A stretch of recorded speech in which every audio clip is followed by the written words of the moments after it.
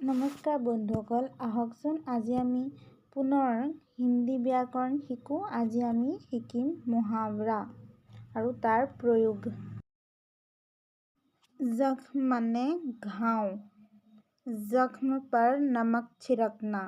ইয়াৰ অৰ্থ কাৰোবাৰ দুখত বা দুখীজনক আৰু দুখী কৰোৱা, অৰ্থাৎ দুখটো বঢ়াই দিয়া।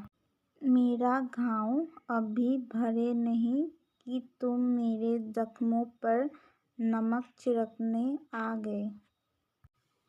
অৰ্থাৎ মোৰ এনেই দুখ লগা অৱস্থা আছিলে, তুমি মোৰ দুখ লগা অৱস্থাত আৰু অধিক বেয়ালৈ নিছা।